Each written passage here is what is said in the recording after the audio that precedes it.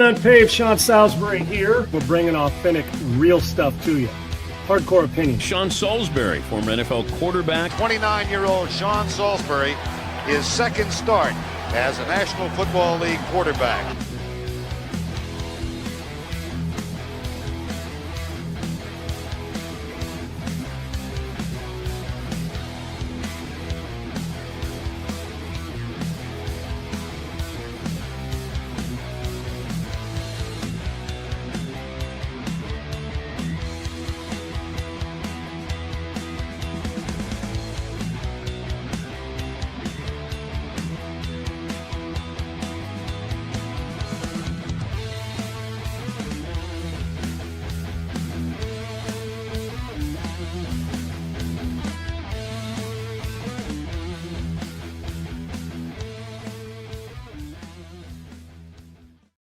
Hey guys, welcome into Unpaved. I'm Sean. Adam Sager joining us right now. Come on in. Seg, so much to discuss, man. The combine, for those who do and don't watch, there was some, it felt to me this year, just looking at times and that we got guys that shouldn't be running as fast as they are running faster than they should be. It's frightening with some of the skill set and size. We will discuss that and what that means for combine freaks moving forward. And how does it clutter up the draft and people moving? Because, oh my gosh, speed kills. And then how important the interview process is. And if you've heard the Makai Lemon talk, if you haven't, we'll discuss it. And then here's some audio about what they're saying about him and why. The NFL's got trade talks going all over, and the Texans are right in the mix of it. I feel like they upgraded one place and then have taken a couple steps back the place that they need the most upgrade. And it comes down to money and what you can afford salary cap wise. We'll discuss all that. Coach JB will be along in a second. And what a weekend. We took a couple days off. Bailey moved and we're back at it. It's great and refreshed and ready to go. There is no offseason in football. And we finally had one college hoops player, Sags, or a school or combined decide that if you've got 47 years, you've already played somewhere else in pro and you decide to come back, or you've been drafted, or that you're too old, or that people are letting you know that it's probably time to move on. Well, they decided to do that. And that happened on my alma mater. A lot going on at my alma mater when it comes to this. There is. It really is. And a lot going on with the team right in my backyard, the Houston Texans. Adam Sager in. The real coach, JB, at the real coach _JB will be along in a second. Segs, welcome in, man. Hope you enjoyed a few days off. And combine complete. Now we move forward with personal appearances, interviews, visits, and evaluation time to find out just exactly who fits, as well as some big-time quarterbacks, or at least big-time paid quarterbacks that have had some success that are more than likely going to get cut later on because nobody wants to trade for them at their salary. Yeah, we got the next 9 days. We're going to see a bunch of players cut. We're going to see a bunch of contracts renegotiated, some players traded, like we saw today with the Texans trading a couple players and picks for certain guys. So we got a lot to go over here in the next 10 days before free agency even hits. And then once it hits, it takes off. And then there's way too much to even talk about and follow it all. So it's a big time in the NFL offseason right now with the combine and free agency. No doubt. Let's bring Coach JB in. At the real coach _JB joins us. JB, welcome in, man. Hope you enjoyed your weekend. Are you a combine watcher? Do you watch the combine? Heck no. Okay, so what thought process? Why? Let me ask, because you're on the same page. I don't think I've watched the combine since I left it. I'll get bits in. You'll watch clips of some guy running. I'm fascinated with how fast 240 pounds gets down the line. It's incredible. But I don't sit in front of the TV and watch it because I don't really care if you can throw a ball in shorts and a T-shirt. That doesn't do much for me. So why don't you watch it? And JB, what do you think we learned from it? We don't learn anything. I think the people that deny it, you got invited, right? I did. And you attended? There. You intended? That was the time. At that point in time, if you didn't attend, you were looked at as a heel that didn't want to compete. I did everything there. Yeah. You attended just because that was the game that allowed you the opportunity too, right? Like, I attended it because I'd come off 2 knee surgeries. At that age, I'd come off 2 knee surgeries and was still healing with one. I needed to go there and impress somebody with the way I threw it and the things I did. And that's why I went there. And I liked competing against, the Jim Everetts and Robbie Boscos and Brister, Bubby Brister, that whole group there. I wanted to throw David Norrie, Hugh Millen, a lot of guys that are still my friends to this day. I wanted to stack up, man. I knew I could throw it. And when it came to shorts and a T-shirt, they were playing into my strength. So throwing the football on display, you're just a trophy is basically what you are, and how shiny it is will depend. But I would have never considered not going. Yeah, I don't get it. For you not to show up like Mendoza and so many other before him, it's not just him, of course, this year. It's been happening. It's a trend. And then you go do your pro day at your school in the comfortability of your own environment, own wide receivers, blah, blah. I wouldn't watch if I was a GM or a coach. I want to see you at the combine against unfamiliar faces throwing to wideouts you don't know. That's the test. And then I can see your arm strength. You throw a football for a living. I'm so confused as to why they don't. Why don't you show up? That's all you do. If you and I, Sean, were outside messing around at Pat Perez's house, we're throwing the ball to each other, fucking around at 50 years old and 60 years old and whatever else. We throw the ball all the time. I don't understand why you're not going to go out there. Again, we've enabled these kids so greatly that they just are they're so scared to fail and show you their inefficiencies or deficiencies or whatever, but they're cool going to the pro day at their own place where they can just chill and they know that they're not going to miss a wideout they throw to every day during their year. I think if you turn it down and you don't throw, Sean King made it a point on my show today, then you're not allowed to go. Like, don't show up and walk the sideline either, and you're some big. Agreed. So, like, you're not allowed to go then. And then the pro date, I wouldn't even watch. Why? I don't want to. I want to see you with other guys. You're not going to throw with those guys with the Raiders. You're Indiana wideouts. You're not comfortable there, by the way. You're not going to be comfortable as a rookie in the Raiders with guys you don't know. I want to see him compete against guys I don't know. And I don't understand it, man. And by the way, the last 4-2 guy that was successful in the NFL is who again? Oh, nobody. That's who. So right. Xavier Worthy, maybe he's all right. He's decent. He's on his way. Yeah. Henry Ruggs was faster in the car, obviously. I don't know, man. I don't get it. These 40-yard dashes mean diddly shit. If you can't get off press, you can't run a route. You're not physical. You have no nuts and guts. You can't run. You can't like stem. You can't get a guy out of his back pedal. Like, I don't care how fast you are straight line. How much NFL play do you see a guy just running straight line like a damn track star? Well, if he's a specialist running straight line, he doesn't do much for me unless we're trying to throw the ball deep, and it's not an advantage for us. Here's what I do know is, one, that the NFL has allowed guys not to show up without punishing them for it. So if you're Mendoza and you're like, I'm going to be the first pick, nobody's going to question. We don't have anybody question. Now, maybe in private, but they don't have the balls to step out and say, the guy didn't throw in shorts and a T-shirt. Well, was he afraid of competition? They're afraid of hurting themselves instead of helping themselves. When I was playing, you didn't have a choice. I mean, if you didn't go, you were looked at as kind of a coward and a punk and didn't want to compete. That's the way it is. So I'm not even just talking about Mendoza, anybody, and we don't create this. If you don't show up, then you don't get the interview and you don't do it on your own. It's either you're 100% in or you're 100% out. That's one. Two is, without there being accountability for not doing it, you're still, if you're the first pick and you show up and you don't compete and you're still going to be the first pick, why the hell would you do it? But I'm one of those guys that likes the measuring stick and the comparison phase of it.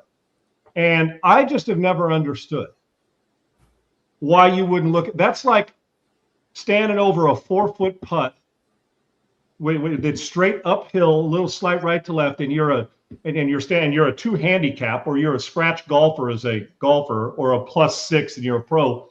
Don't you think that Tiger Woods and Jack Nicklaus or whoever, Scotty Scheffler, would sit there and say, oh, I'll putt 4-footers like that all day if it means more money on the end or somebody respecting my game or comparing it? With quarterback play, that's what a 4-foot putt's like. Shorts and a T-shirt, running base routes, asking you to move and throw on the run, throw a curl route, a dig route, a comeback stuff, a bang post, stuff that in shorts and a T-shirt, you should actually do better than in a uniform dealing with 11 on 11. And I've never seen a sport where more guys rise and fall outside a uniform than in football. So if that's the case and you're the 17th pick of the draft and you think, man, I go out there and put a clinic on throwing it. Ooh, he was 50 out of 52 throwing it. Well, you should be. Just like Scheffler from 3 feet on a putt straight in the hole is going to make it 99 times out of 100. I just don't understand why you wouldn't, but I do understand why they're not, and here's why. Because we don't take away from them when they don't compete. We actually reward them. So, and then there's the opposite, the guy who's the 5th rounder wants to compete and runs a 4.31 and gets drafted 3 rounds up because he can run fast, yet you don't know what kind of football player he is. And then there's somebody who's just a freak and a great player, and he does both. So for me, the movement in this and the way that they can raise their game in the offseason, I don't know why you're afraid to show up and compete, but we don't punish them for doing it. I do love the guys who say, I'm just going to test myself against it and go do it. But what's the disadvantage of not doing it right now, Segs and JB? You don't get punished for it. So why would you do it? Other than dealing with social media, why aren't you competing? But if we're not going to punish them for it and you're the first pick, why risk that bad day running? I know this. I will take a football player over an athlete any day of the week. And say, if and you're both, then I'll see you in the Hall of Fame. And the other thing is this cop-out excuses by these fans that are fans of these in particular players that watch them because they give good DraftKings points to them during the season that they don't really know about how good they are. All they do is defend them. Well, he's the foregone conclusion first pick. Why would you throw? See, this is the soft shit we deal with now. These guys enable these kids. I know why you throw, because that's what you do for a living. That's what you want to do. We got guys crying because they ran a 4.3 on the sideline. How far are we fallen, man? So you cried because you ran a 4.3 40. Everyone runs the 4.3 now, by the way. I don't know why, but they do. And guess what? Last time I checked, Sean, you haven't played a down yet in the NFL. Like, why don't you cry when you win a Super Bowl or something? Make it worth it. But the 40-yard dash makes you cry now? Does that mean we've hit the precipice? That's our end all? I just had a show I could run a 4.3 at a combine, and now are we satisfied? Is that what we're saying? Like, this is a lot are. Yeah, because are. But now I can't cover a guy coming out of his route, or I can't run a route against a guy. I can't get off press coverage, so I can't quite run my 4.2.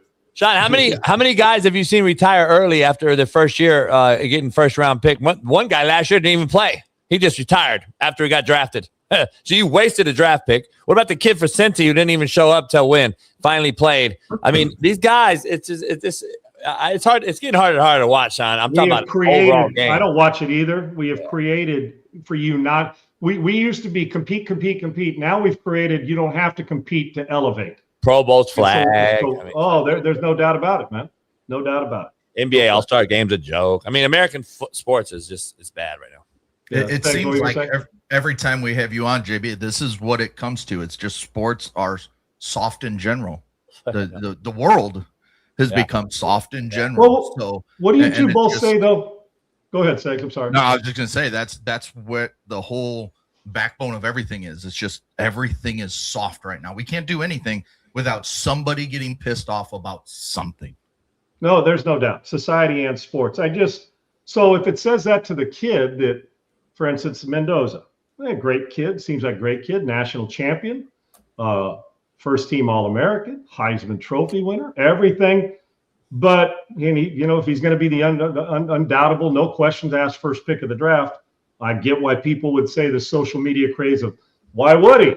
But Sean, who cares? It is what I agreed. 100% agree. My point is going to the Raiders or the Bengals or the Texans. If they're going to think like social media, why would you compete? Sean, let me ask you something. Is it Mendoza not doing it or somebody else not doing it, or is it the fact that, dude, I'm drafting you anyway, so why the hell would you even come here and deal with that and have to worry about that day when your ball is just – you go Shane Lowry on him, who's a great player over the weekend, and makes, a double bogey, has a 3-stroke lead with 3 to go, and he's the best iron player on the planet and can't hit the ball but in the water and loses. I guess that's maybe you feel like that could happen at the combine. I would think you'd say, damn, I'm the 5th pick of this draft. I'm about to show you just why. But we don't reward that. We reward inactivity as opposed to activity in the offseason.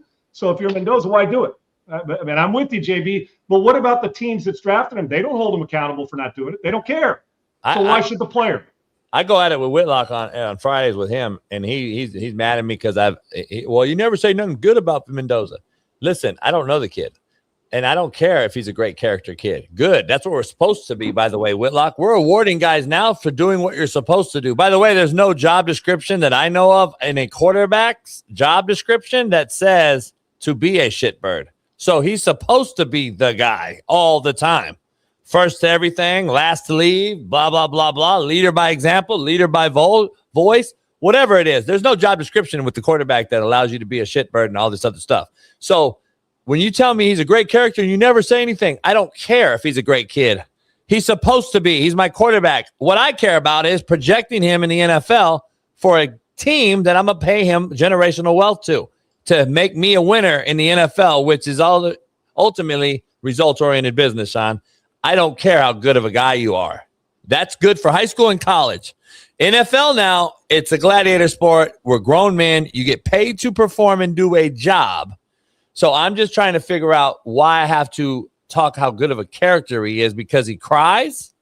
I gotta give a diddly shit about that. By the way, how's that worked out in locker rooms before? How'd Tim Tebow work out? He cried. Stop. Well, yeah, and the thing too here is, if we got and I always wonder how serious the coaches are taking this when they show up at the combine. Bullshit. Is it a fraternity? Is it just kind of a get away for a week so you can go talk to your coaching buddies? And because all the stuff they see, they can get on tape, right? They can rewatch it. I understand the interview process, but go through it. And to answer Mo Money options, y'all are always hating on these other players because y'all sucked and never made it. Well, you dumb fuck.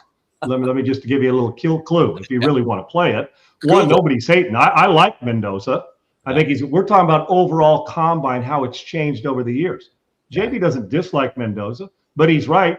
We're rewarding guys for acting the way you're supposed to act as opposed to how other people perceive it. Number two is, I don't know, maybe I was a disappointment, but I haven't seen your tape yet, and I did play 10 years in the NFL. I do have a master's degree. I have been in broadcasting for 40 years, and I have done it at the highest level, and I root for players' success just like I root for your success if you were doing something. I'm not hating him at all. Just ask the guy for his fucking resume. Ask him for his resume. Just wanted to, and I don't have to listen. I'm disappointed in my career, even though I did make it.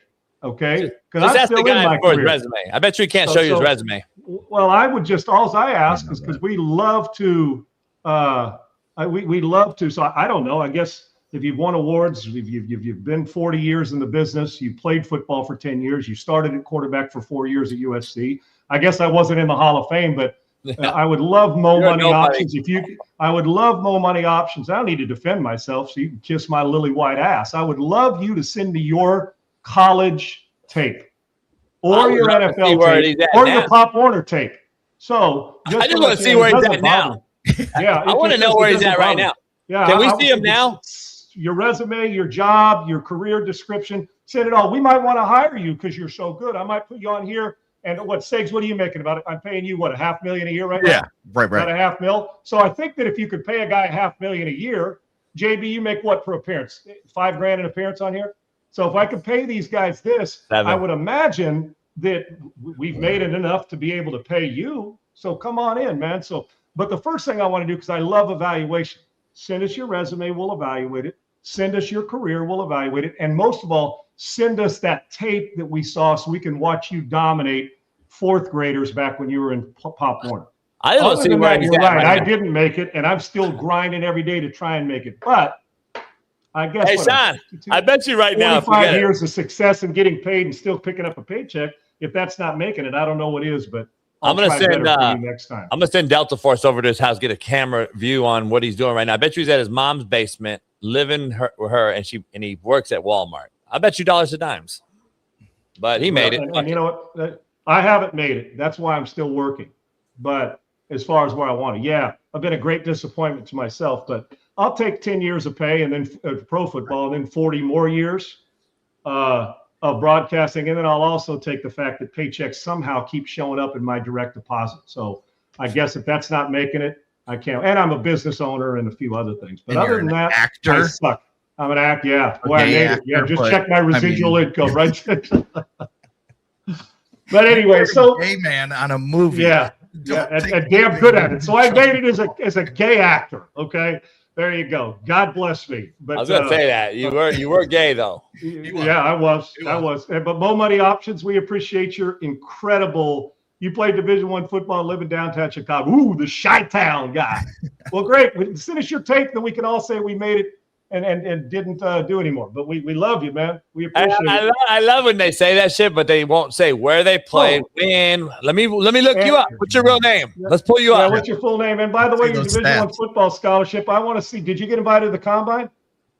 Yeah. Well, to finish we'd love to see the measurable. If he did, he probably we said love, out. We love all our people. We love opposition and banter, but to come in here and say that we never made it, I think we're all doing pretty good in our lives. We didn't make it like Brady did. Yeah, you're exactly right, man. But it's okay. But send us your tape, man. JB and I do this for a living. We break tape down and evaluate it. We'd like to see how good a Division I player and why you didn't make it to the next level.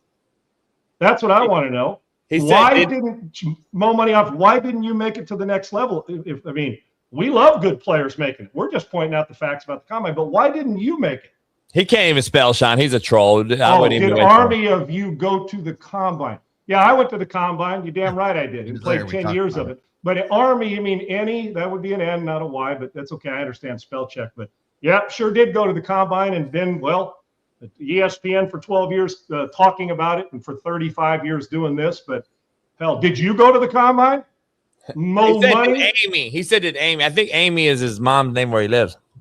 Good gracious. That would be his grandmother's basement. But anyway, it's no big. Mo Money, we love having you on here, but man, and what did I run? 7-4. Shut up. There we go. Well, wait a minute. I played. I don't need to tell you what I did. We're judging you right now because you're the one who watched me on TV and bought a ticket. I didn't, because I don't know you, but you apparently know who we are. And y'all ran up. You know what? It's time to move. We've given him his 15 minutes of fame. Okay. He went to, but he won't name his D1 and won't send us his tape. Now get the fuck out. Okay, now let's go on. We can keep. Let me ask you guys this. But I like it. I like the opposition. Yes. Go ahead. Players like Sonny Styles, Kenyon Sadiq, they came out and blow up the combine. How much of that would you guys even look at when you're, is tape, 95%, that's 5%, 1%? What would you guys give it? Zero for me, because I've never seen JB. Have you seen a tight end just vertically, just jump straight vertical, and then I go, fuck, I got to have him?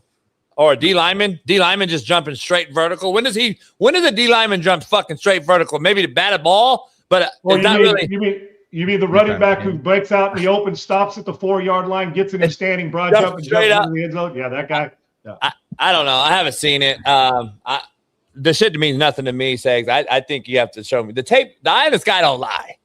At the end of the day, that's all that I care about. Aaron Glenn missed it, by the way. He fell asleep. But listen, the shit is ridiculous. I just don't understand it. I don't understand how the combine is even still going, Sean, without them actually restructuring it and having them. I'd rather see 7-on-7. If we're going to really do something, see 7-on-7. Drop. Instead of a backer doing a V-cut drill, how about you drop and let me see you quarter drop and react to a fucking hitch ball and drive on the ball. You mean football related stuff? Fucking football. How about that? Well, what about having? How about the vertical leap with shoulder pads and pants on, or running your routes with a helmet on, running a 40-yard dash in full uniform? Well, we're afraid they're going to get hurt. Well, if a guy gets hurt running the 40-yard dash in full uniform, he was going to have hammy problems the whole fucking time in his career anyway. So, listen, I'm a little different than JB. I'm about 95% or more tape, talk, eyes, watch, ask coaches what you're like in the film room, football IQ, all that. The combine for me, if you're a great football player and you do what he did, or what these guys, if you're the Oregon's tight end and you do that, great football player, and you do this, I can work with it. Precise route runner, can block on the edge, can get to the second level, does stuff away from all those things. But it's football first, game, 11-on-11, full uniform, and I'll take it. Now, if you're a great football player, but you had to run a Steve Largent or Jerry Rice 4.59, 4.6, and I know you're a great football player, I'm taking football more than I am your ability to jump through the ceiling. I could care less. Now, if you're a great freak show and can't play football, I may draft you because you're a project, but that's not going to trump the guy who's a quarter of a second slower than you, but is a better football player than you. I'm always leaning toward better football that I see on tape. I'll take the things that are necessary that validate what I saw in the fall. But if you were an average football player for 4 years or 3 years and you went out and run 4.39, jump 40 inches, played sometimes, kind of hurt, played sometimes, but you're great, then go enter a superstars competition and we'll draft you somewhere, invite you to camp and go. But football first, the combine's about 3 to 5% of it for me. That's just validation of what I saw in the fall. We've seen AR5s of the world throw at combines. And everyone's sitting there with a hard on and fucking, oh my God. And now he's asking for a trade because he can't beat Daniel Jones out because he can't play the position. And he didn't play a lot. He was set up for failure at Florida, in my opinion. He doesn't have enough film there. And he moved around and then he gets to the league and we wonder why he was overdrafted. Because your arm sometimes and all this throwing at 85 yards and he throws a tight spiral and he ran a 4.4. That's fine and dandy, but the film still showed me what he did at Florida in pads and games in the SEC, and I'm like, well, he was overdrafted. The GM should have been fired. He's made a lot of bad moves there, Ballard has. So, again, this was a team that had a roster in place. They had a legit O-line. They had Jonathan Taylor. They had a legit defense and Shaq and all those guys on defense. And you still drafted him, and he's been a horrible take. They drafted him by shorts and a T-shirt and potential as opposed to accuracy and college 11-on-11 production. And so far, they've missed. That doesn't mean you can't revitalize. They did the same with Zach Wilson. Watched him in his workout, throw left, throw back across right. He was fairly productive at BYU, but some up and down. Great potential. They drafted him on freak show ability that has not reared its head as an NFL player. And we've seen a million of those. We've seen a million. Yes. I'm not just pointing out one guy, but I am saying this. Full circle reason why I said that. You're going to draft Fernando Mendoza if you do with the Raiders, who basically has Brock Bowers and Genty possibly on offense, no O-line, possibly trading Max Crosby as early as this week, and you have 0 on defense. You're going to put him in there with no roster. And I think he's going to be another overdrafted guy. If you took an AR5 type of guy on a team that had a roster, you think about it. You took Sam Darnold, who just won a Super Bowl and won 30 games in the last 2 years, and you threw him to the Jets out of college, bad team. Threw him to the Panthers after that, and you wonder why he had no success. We've seen all these things. We've seen these guys. I think the Raiders should trade the pick. If you trade Max Crosby, you get assets. At least you're building a foundation now for the future. The Raiders are nowhere close to bringing in a rookie and starting them and thinking they're going to have success. And we've seen it. Yeah. We've seen this story. We've seen this story before, so I don't understand why we're not learning from what we've seen. I love Mendoza, the way he played in college, but I'm not sure he's going to be a superstar in the NFL. Maybe they think so. If they draft him, of course they think so. But I still think there's questions to ask, and I would entertain phone calls with that first pick if I was them. Before we let you go, JB, TR Matt 01, thank you for the compliment. JB, the Texans have, Titus Howard moving for a 5th-round pick to Cleveland, and then they get David Montgomery for a 4th, I think a 7th or 6th, and the player, meaning Juice Scruggs, and other offensive linemen at the weakest position the Texans have overall. Did the Texans get better the last 48 hours? I relate it to 7-on-7. We take all this enamored skill player stuff when we don't realize that O-line, D-line wins the NFL Super Bowl every year. Look at the Seattle Seahawks. The Eagles. I mean, just look last few guys that have won Super Bowls. The Rams when Aaron Donald was there. All the guys that win are up front. I haven't seen a guy win with skill guys. I haven't. So I'm with you. I heard your lead in. I'm with you on. I don't know, but I think the reason why and rationale behind the Montgomery thing is because they don't know what the hell happened to Mixon, or they do know and they haven't let everyone else know. And I'm just telling you, they had to get a guy who's multifaceted and can catch the ball. And this guy, is a scoring machine in the low red zone. So I like that they got him. But at the end of the day, if Mixon's okay, I think you have one of the best 1-2 tandems in football right away. Well, let's not forget how good Woody Marks played last year as a rookie. That's what I mean. So one of them's probably going to be moved, that means, and I would expect to be Mixon because they don't realize they probably know internally what the real story is, and they're not letting it go. So did he shoot himself and all the rumors out there? I don't know. But I just know that you lost a tackle. You already were bad at O-line. You have C.J. Stroud's confidence lingering right now. We don't know how good he is. I think you're wasting a generational defense if C.J. struggles this year again, even with Tank Dell's return and a healthy Nico. I don't know, because you know as well as I do, this defensive thing only lasts so long. We've seen it from the Ravens. We've seen it from the Rams. We've seen it. We'll see the Seahawks because they're probably going to have to make moves. How long does a great generational defense last if you don't win it all? And the Texans' window is really, really close. I think it's enough this year. They got to shit or get off the pot, or they're going to lose a lot of those defensive players that are going to demand more money, as we all know, and they don't have enough money. And again, I thought you brought it up earlier. I think the NFL salary cap needs to be separated and separate. If we're going to keep paying the position, we're not paying the player no more. We're paying the position. And that is why the quarterback played, in my opinion, is so bad. And I think we're look, they restructured Mahomes. They just cut their right tackle, Jawan, for 20 mil cap space. They restructured Mahomes. Andy Reid's like, I'm not playing this shit. We missed the playoffs. I'm coming back strong. Brady did it for years. We've seen the teams that sacrifice and move it around, but if you're going to keep paying quarterbacks this ridiculous amount of money, and then they end up being a Dak Prescott, a Herbert, a Sunshine in Jacksonville, a Tua, Kyler Murray, guys that haven't won diddly shit, but you've paid them astronomical amounts of money, I don't know how you're going to win.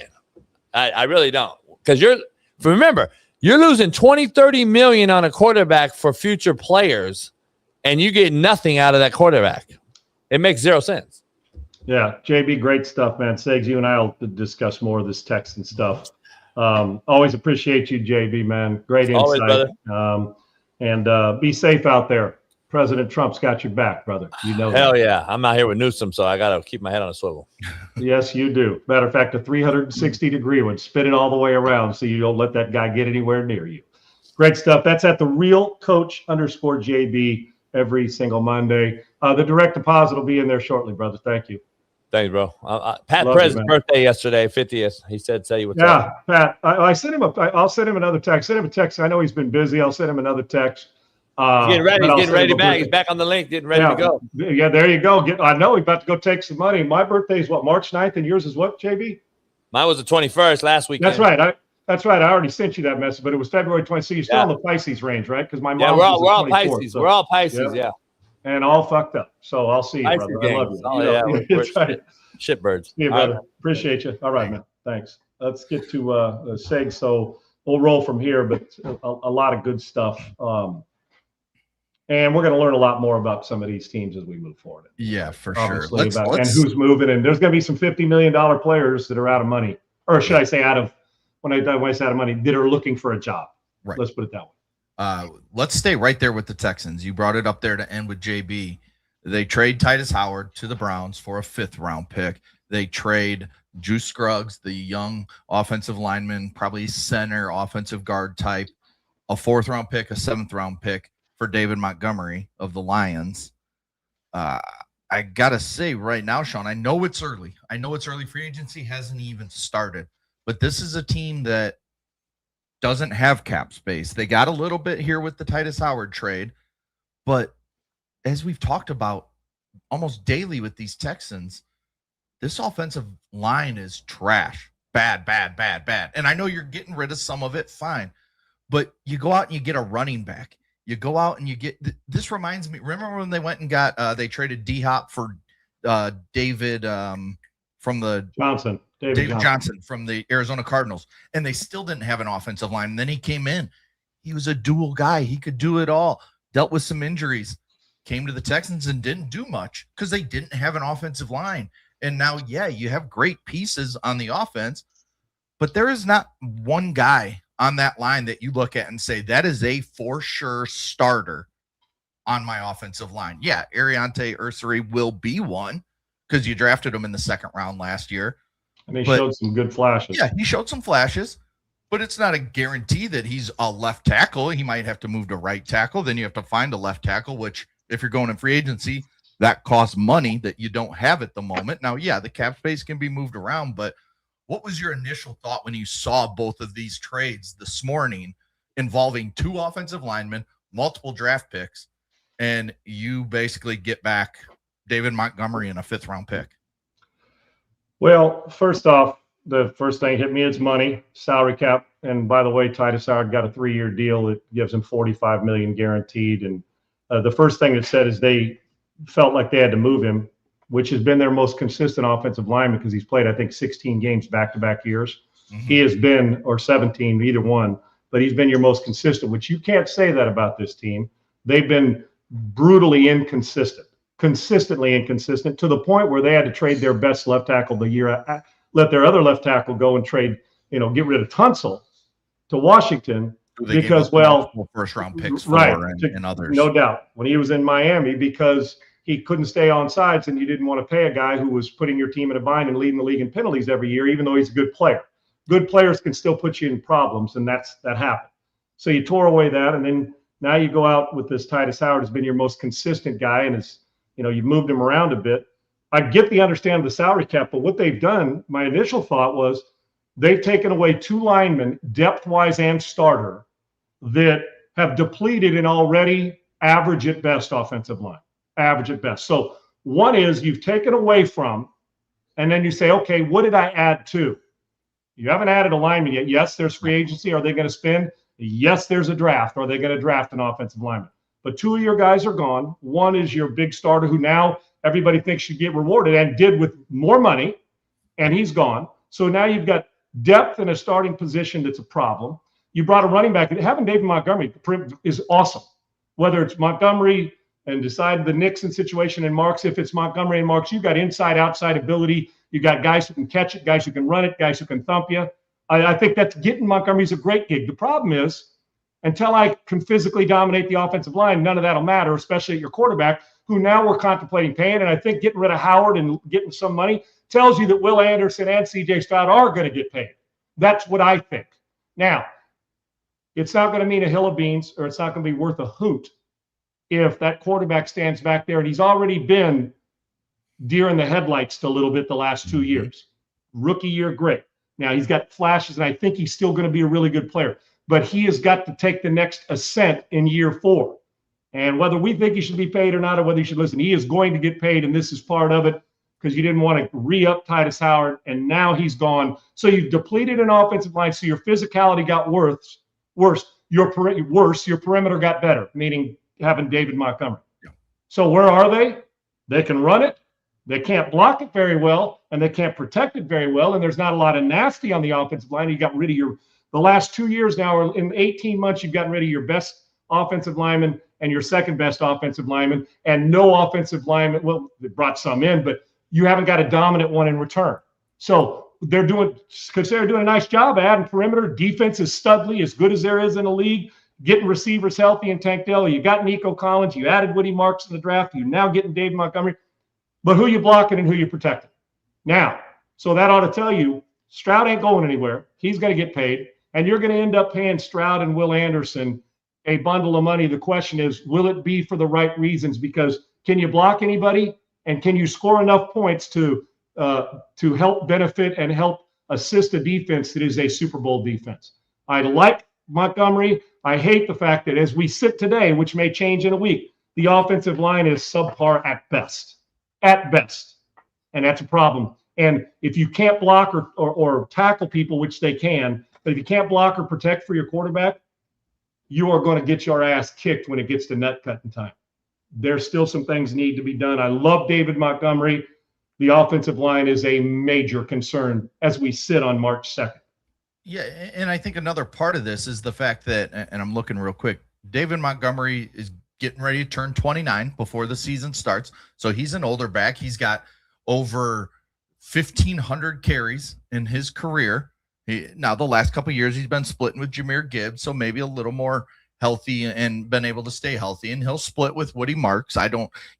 Joe Mixon's done. Like, he's gone. I don't know what's going on with him. Nobody still knows, Segs. Yes. We're still questioning from last year. What the hell happened? He will not be on the Texans next year. Let's just put it that way with this acquiring of David Montgomery. But again, this is, you go out and you spend a 4th round pick plus more on a running back when the last 2 years, 2024, you were the 31st best win rate team on the offensive line. And last year you were the worst team in the NFL an offensive line win rate in the run game. So, I mean, this is bringing a guy that now you spent a 4th round pick on plus more, that 4th round pick could go get a guard that comes in and starts right away. We see that all the time. We see guys picked in the 4th round that are guards, interior offensive linemen, come in and they start. I mean, it's just, to me, I've always been very skeptical of how the Texans have done it, even when I was down there in Houston with you, and we talked about this year after year. They tried, but it was always just like half trying, and they were more worried about other stuff, and they never won. And you can look at teams like the Chicago Bears. They never won. Boom, what do? They go get an offensive line. Yep. You know what they've done? Well, look at round Detroit, how they started winning. Yeah, just a running back you can pick up off the street, and DeAndre Swift in free agency, and they're the best rushing attack in the NFL because of the offensive line. No doubt. Segs, what they've done is that the Texans have strengthened a perimeter and weakened the soul of their team, which has got to be inside out, that soul heartbeat of – it hasn't been the heartbeat of the Texans for a while, the domination on the offensive line. But if it's not a part of your heartbeat, meaning – put it this way, they need a pacemaker on the offensive line right now. Yes. And unfortunately, they've weakened something that was already fairly average at best. And now, I put it this way, they have to have a plan. You cannot do this and then turn back and say, man, but we look good on the perimeter. Right. We're fast and we can play. We added a running back and our defense is good. All we got to do is score 17. The problem is if the other team scores 20, you end up going home. So, and you got a quarterback. Maybe his confidence rises after they set this 55 or whatever million they're about to set in front of him with CJ Stroud. But if you didn't see CJ Stroud's rookie year, you would look at it and say, this is the most important year of his friggin' career, or he will not get paid. But because we saw the rookie year, me included, we know that diamond can shine up, man, and it really can. It gets polished up. It looks awesome. The problem is, it's been a little bit drab the last few years on offense throwing for a guy that we expect to be a superstar. He's not a superstar. Star potential, superstar moments, but right now is just a guy with potential. And if you don't have an offensive line to protect him and an offensive line to move the pile, it's going to be a problem. I can't believe that Nick Caserio does not have a plan. The problem is if it's a free agency plan, you get a bidding war for guys that you need on the offensive line. Right. And if it doesn't work out, how often does Anthony Munoz show up on your doorstep or Jonathan Ogden you draft in the first round and he ends up playing 15 years in the Hall of Fame? Right. You hope that you get that guy that somebody else doesn't steal him. So it's tough, but the simple thing is they didn't want to pay Titus Howard, and it'll tell you everything you need to know. The guy went and got, $73 million on a new 3-year deal, Segs. A lot of it, more than half of it guaranteed, I believe, in the 40s. Mm-hmm. And the Texans, who are weak on the offensive line, if you don't have a plan, then I'm baffled. Because you're weak on the offensive line. You traded him for a 5th-round pick. Yeah.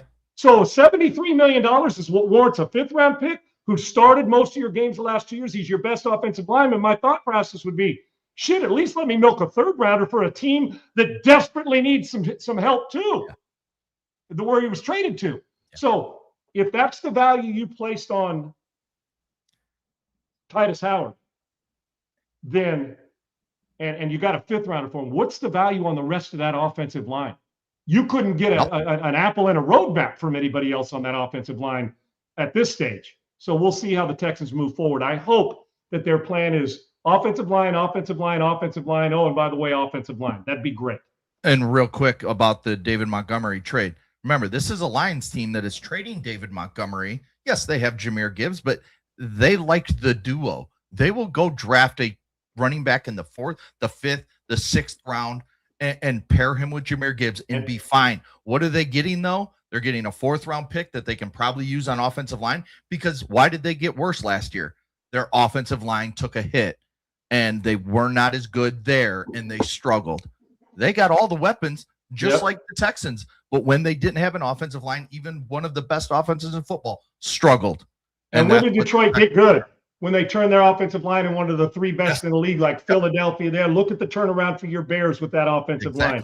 Yep. And you go do that. And I can tell you this right now, and David Montgomery didn't like not being the number 1 guy. He's going to have to split time here. I'm sure he'll get plenty of it because he's a good player.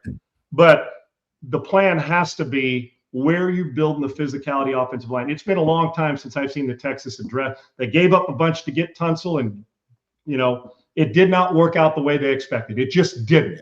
So now what do you do next? Your next best lineman, Titus Howard's gone now. Remember, Kenyon Green, who was a first rounder, 3 years ago? Yep. You cut him, you got rid of him and moved him on and traded him because, well, he didn't pan out after year 2 from Texas A&M. So they've had a lot of mishaps up front. And if it doesn't get fixed, they won't be playing in February, period. Right. They got to get that fixed. Their defense is too good. On this show, we talk a lot of USC sports. It's your alma mater. It's one of the biggest schools in the country when it comes to athletics. And we got 2 stories to talk about that neither are really good for the school. Let's start with Makai Lemon. He goes to the combine. Let's just start with the video of him talking at the press conference and just how he talks. And I've heard him talk before, and I feel like he was doing it a little more this time. It's always been a little weird, but let's just play the video, Bailey, and let the people see what we saw. Who's one NFL player you model your game after or look up to? I'd probably say Amon-Ra St. Brown, type of grit he plays with, type of way he can have a positive impact, on the team without the ball in his hands. So a lot of people were just commenting on, the way he was like looking down and kind of looking. And then reports are, and I talked to somebody who was at the combine, who was a reporter, covers the Bears, and he said some of the talk around the combine was about Makai Lemon and that the interviews were a disaster. He went into these interviews with these teams and they get 15 minutes, I think it is, with each player. And, if they request them, they can come in, do an interview. And they said his interviews were being talked around the combine, around Indianapolis, that it was a disaster. He came in, he was unprepared. He was kind of weird like this, the way he's talking. And he comes out of this combine. There's a video going around of him clearly not listening to the coach on the field before a drill. And the coach is saying, run this drill at 3/4 speed. This is why, this is what we're looking for. Run this drill at 3/4 speed. He says it like 4 times. Makai Lemon gets up. He ran at maybe 30%.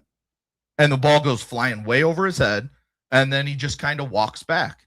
And they said it was a lot of that all day long with him, of not really listening, kind of off in his own world. So I don't know what will happen with Makai Lemon in the draft, but what are your thoughts just seeing and hearing all this stories about a kid that we spent, last Tuesday, I think it was, our last show, talking about how good this kid could be as a wide receiver in the NFL. Some have him as a top 10 pick, Segs. Yes, first receiver taken. Yeah, first receiver, second receiver, maybe third receiver. He is a top 3 receiver in this draft, and we talked about it. But then he comes out here and he does this at the combine. And if there's one thing that can happen, the combine can really hurt you as well. And it looks like it may have with Makai Lemon. Right. There's so many layers to this, and I'm trying not to overreact to body language. I've seen it. They used to say that about Eli Manning. Oh, he hunched over shoulder, doesn't care. And 2 Super Bowls later, at an MVP in both, he's pretty good. So, Segs, and as a Trojan, as you know me on this show, and we talked last week, we said, who does he remind us of? Amon-Ra St. Brown. No problem in the comparison because he's right. And if you notice, he said the things he does away from the ball, which is impressive, which means he's not greedy and has to have the ball. I'm shocked at a little of this because having watched him in person and watched and never heard a negative thing said about him other than he's a worker, a great teammate, everybody loves him, and he's a great player. It's weird. I don't know if he had a plan in there. Now, let me start with this. And we overreact and underreact in places that we should do the opposite of both. One is I have zero idea what is, and I've heard it too, that his interviews bombed in the private interviews with the teams. Segs, I don't know. We hear that a lot. And somebody aced it. I don't know what bombing or acing an interview is. Be respectful, answer the question honestly, and go. I can tell you this. He's still going to get drafted in the first 15 picks more than likely. Yes. First 20. He is. Yeah. Somebody will fall in love with him, even if somebody else said, well, we loved him. But 2 things, it's like anything else. If I got a high school kid, everything's equal. One's a 3.9 and one's a 2.9. I'm taking the 3.9. If in this, everything's equal, we love the receivers the same height, same measurables. I like the way one interviewed. I thought the other one was a turd. I'm probably going to take the one that I liked for interview. Yeah. After I kind of try to get a feel for why the guy came at us like this with his interviews, skills or lack there. With this one here in front of everybody, I know the head down. Is he playing tough guy? I don't know why this really bothers that many. I don't know what it's like. Well, I don't know if was he supposed to stand up with his arms hands crossed and act like he's a choir boy or that he's in church with a coat and tie. He's like everybody else did it. Maybe it's his way of addressing it. He feels uncomfortable in front of people. And I don't know the reason why. But on the surface, if nobody would have said, look at this guy's horse shit national interview or what have you, I'm trying to get rid of the body language and say, well, what he said, if I'm a coach, I'd say, I love that. Amon-Ra St. Brown, play away from the ball. Right. There was no stammering or stuttering or getting on the person who asked the question.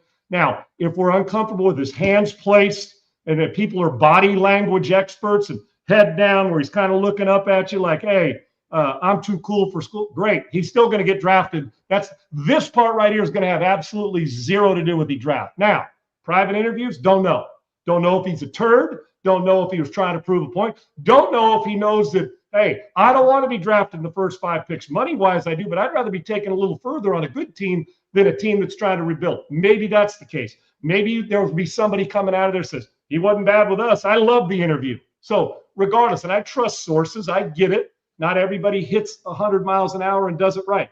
So the national one didn't bother me. His body, because he looked down and was kind of staring up with his eyes like he was trying to be I don't know. You know how some people give you that look like your girl, like I'm trying to show you that I'm pretty sexy. I don't know the reason why or what he was trying to accomplish. I know what came out of his mouth there.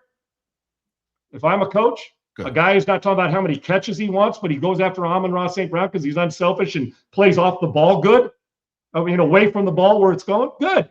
But in those interviews, we will find out, Segs, over the next 2 months, either what was said or how big he bombed. Because what happens now if somebody comes back and says, I loved to interview him, the guy's great, we love him. Then it's just the he said, she said, which it is now. I'm going to reserve judgment on that, not because he's a Trojan. I would do it for anybody. Yeah. The bottom line, he's a great player who's productive, and hopefully somebody in the interview found something good. If not, and he drops 5 slots, let it be a lesson to you guys from the past that when you show up there, fake it for friggin' 3 hours if you got it. Fake it. Yeah. Just fake it. Fake it. If you hate the person asking the questions, or if you're in an interview and you hate the team, fake it. Because even if they can't get you or want you, just fake it. Fake it and let them all know that you're just a good guy. So when you come out, the last thing you want coming out is, oh, he's got a character, he's greedy, or he's got an ego problem. Most players in the league got egos. The question is it a headache, or is it a compliment to the rest of the guys on the team that you're trying to do anything you can to make them better? That right there did not bother me. The comparison to Amon-Ra St. Brown, I'm all in. His body language, I guess it's irritating, but I wasn't in those interviews, so I'm going to take people's word for it that he bombed some of them. But I can bet you right now, and I'll take a Kalshi futures bet, that if he's drafted outside number 20, then it'll show that interview was a problem. If he is inside the 20 or inside 15, you'll know that Makai Lemon's exactly what they want. Talented. Talent will always trump attitude problems when the NFL's drafted. It always has. And it always will if you think a guy can help you win. Whether we like it or not, that's the cold, hard facts. Yeah, 100%. Staying there with the Trojans, this time on the basketball court, Chad Baker-Mazara, who we've talked about on the show, I talked about as a good player, but kid's 26 years old. Not even a kid. He's a grown man. Good numbers, too. Pretty good numbers. 18 a game, 4.2 rebounds, as you see there, almost 3 assists for the Trojans this season. Got hurt the other night. Went into the locker room, came back out, and he's sitting courtside, not on the bench. He's sitting courtside. And now it comes out the day after that Baker-Mazara is no longer with the Trojans on their team. And this comes on the heels of, and this is where I think it's interesting. I think this kid just kind of was done. I think he walked in. I think there was some problems between the coaching staff and Baker-Mazara. And I think the stretch that they are coming off of, where they've really struggled. They were a tournament team not too long ago, and then they lost 5 of 6. Now they're not considered a tournament team anymore. They're not even in that last 4 by most of the big tournament predictors out there. I think he just had enough. He's heard over and over and over about how old he is. He should be playing in the NBA or professionals overseas, wherever, with his age. I think it all just came to a head. The injury happened, and then that happened, and then USC's coach is just like, all right, we're done. Let's split. We can say it's mutual, whatever you want to say. You're no longer with the team, and that's where things stand now with Baker-Mazara. Well, Segs, they're right. Go test your game somewhere else. He's a good player. He could score the basketball. He's pretty good. I'm sure the injury, maybe some disagreement with what's going on. He's obviously got rabbit ears, because if you loved it and still wanted to play, you wouldn't care what everybody on social media was saying about you, that you're too old, you should be doing it. But it hit him, and they're struggling a little bit. And the recent run, his age, people are always going to look at him. And every day he plays in college is a less chance to play at the next level, because the older you get, the less interest they have in you at that age. He's right. We've been preaching it all along, whether it's you went to the NBA and came back because you didn't like it, whether it's you were drafted, went to the G League and came back and didn't like it, or you're just too old and you're a good player, but you don't see a great future. He shouldn't be playing college basketball. Good player. He's at my alma mater. Fine. I don't have a lot of compassion for this. I hope that mentally he gets over it, goes test your skills somewhere else, go get paid for it and get it done. But if everything's perfect and you still love playing college basketball, even at his age, you don't walk away like that and sit in the stands because you're banged up, or the coach hurt your feelings, or you hurt the coaching staff's feelings. You just move on. The bottom line is he shouldn't be playing college basketball at 26. He should be out. His eligibility should be up, and he should be moving on. Yeah, and I just looked it up. They've lost 5 in a row. And there's only we are reeling big in the time regular in season. Then you got the Big Ten tournament coming up next week. It's just, this isn't the time you just kind of walk away unless something else is going on behind the scenes. And no question about it. And if you love still playing college basketball, you don't really give a shit what anybody else thinks, Eggs. You just don't.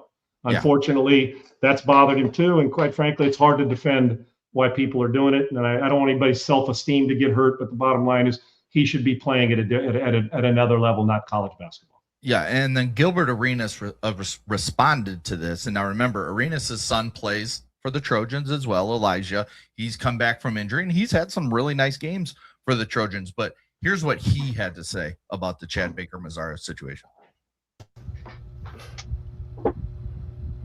Right before the tournament, this is what we doing.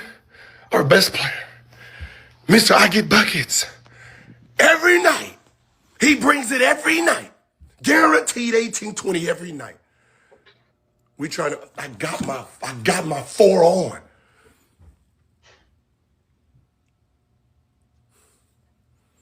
I don't know who he cussed out, but get over it. He's right.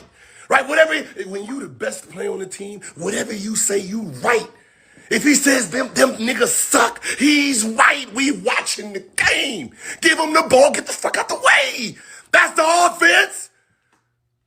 Damn. We're supposed to be playing in the tournament, man. Now we gotta watch this junior varsity ass team playing by their goddamn selves. Okay. So Gilbert's not happy. he doesn't like the fact that he's not on the team anymore. But again, damn, this kid's 26. Quit your complaining. I get he's on the team, but let's take away the way. Now Gilbert presents it in a different way.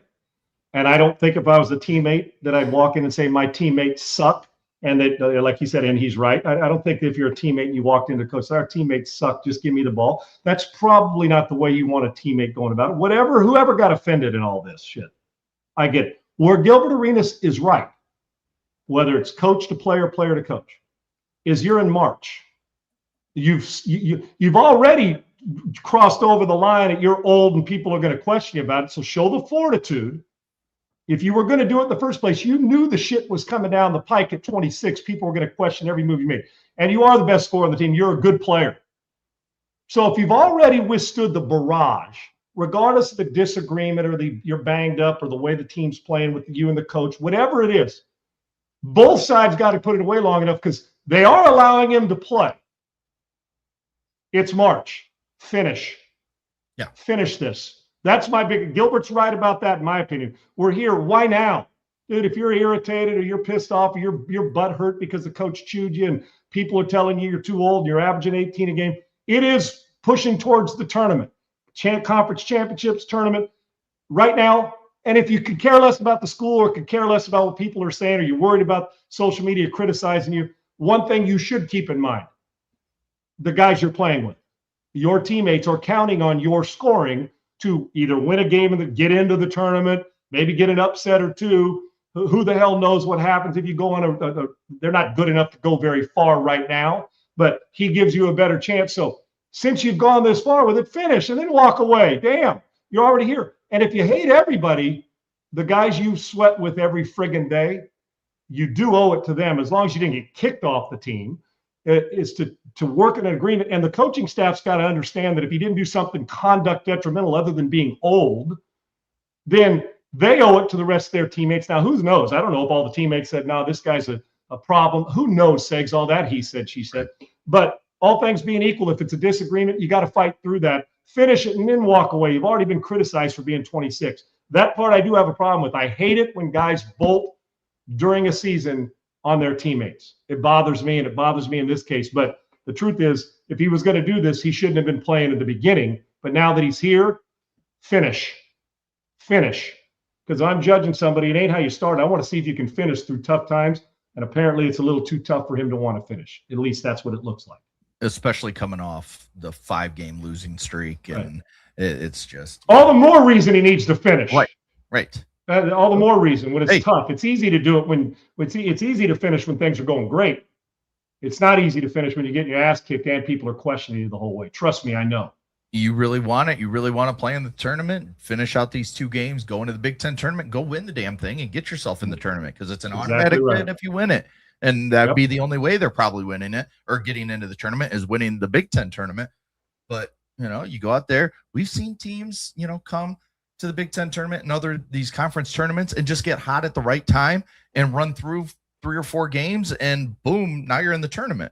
So it doesn't happen often, but it does happen. So I think it sucks for USC. It sucks for Baker Mazzaro, whatever happened. It sucks for the team in general, especially if there's players on there that, looked up to him as a guy. Like, he's a scorer. He's our leader. Even at 26, he's a guy. And if Elijah, well, 26, you take that on automatically. Says your age alone tells you that people should be looking up to you from your experiences. And a tough PR hit on the football and basketball program over the weekend for the Trojans. Can you just imagine being a 26-year-old quarterback playing at USC or playing at wherever, a high-level program? When I left at 20, I would have left earlier, but I shredded my knee twice, so I had to redshirt. If I'd have left when I left at 22 years old, I felt old then. Yeah. Okay, and that's just I was there 5 years, used my 4 years of eligibility, lost 2 full seasons due to injury. And at the time, I was like, it's time to bolt, man. I don't need any more of this. I got to move on. With 2 knee injuries, you could have just kept playing. Hell yeah. I had 9 years of eligibility in me. Well, I was raised a little different to think that it's time for you to move on and go compete at the next level. Plus, I felt like I could. So it was time. And we had a pretty good one. You probably heard of him, named Rodney Pete. You recognize when it's time to get out of the building. And my guy Rodney gave him my apartment and bolted and said, you go do your thing. And the guy almost won the Heisman. So it was a right time for me to get out and turn it over to a guy who was a great player. Great player. All right. Tomorrow when we come back, like we've talked about, Combine's over. We've got a ton of NFL movement. We've got talks about Max Crosby, if that trade will happen, if the Raiders will trade them. We've got the salary cap. And then there's 5 former starting quarterbacks, I guess you want to call them, because they're all about to be on the street, but they all have something in common. Major guaranteed money still owed to them that will cause the team that cuts them to take on a massive cap hit moving forward. But that's where we stand right now. That's why you can't trade them, Segs. Yes. That's why nobody's taking them on. They didn't perform well enough to warrant guaranteed money moving forward with their new team. You're going to have 5 guys that are going to be having to compete for a starting job. And at the top of that list, the guy in Miami, which we'll discuss, is going to get let go too, and highly overpaid for production. And it becomes so clear of what you've said about CJ Stroud. You don't want to pay him now, and then 2 years from now, he has not gotten any better. He's the same exact player, just like Tua, just like Kyler, when they got paid. A couple years later, they're still not good enough to be an NFL starting quarterback that gets you to the playoffs year in, year out. And if you're the Texans, taking that risk now when you don't have to just seems stupid. And one name, Segs, we'll talk about tomorrow, that may end up becoming the starting quarterback for one of those guys that leaves because his history with a guy who's already been to Super Bowls, that's been in a backup role, that may come back in to be a starter, if that makes sense. How's that maze for you? Because the guy who's taking over in the city likes him. We'll see if a former backup now becomes a starter again, who's been to more Super Bowls than most of those guys combined that we just are going to mention tomorrow at the quarterback position. So we'll All right, see. we got plenty to talk about. Again, the NFL offseason is really just getting started. We're just over a week away from free agency starting, and then once that starts, it's chaos for the next couple months, because then we got pro days mixed in, we've got the draft, we got OTAs starting. The NFL, they plan this out so meticulously perfect to just keep everybody engaged in NFL all year long. I mean, maybe there's a slight time in June where you're kind of just like, okay, I'm not even thinking about the NFL. Then July hits, it's like, man, it's the month of training camp. Let's go. NFL's almost here. Then August 1st hits. Now we're just a month away from the season. We got preseason starting. So, I mean, they do this well. They know what they're doing when it comes to their camp. And don't feel sorry for quarterbacks. I mean, I have compassion. Don't feel sorry for somebody that's got guaranteed money that may be out of job for a second. It's better to be out of a job for a second and have guaranteed money than it is to be out of a job and no guaranteed money. So they're going to be okay. All of them will play. It's just a meaning of where.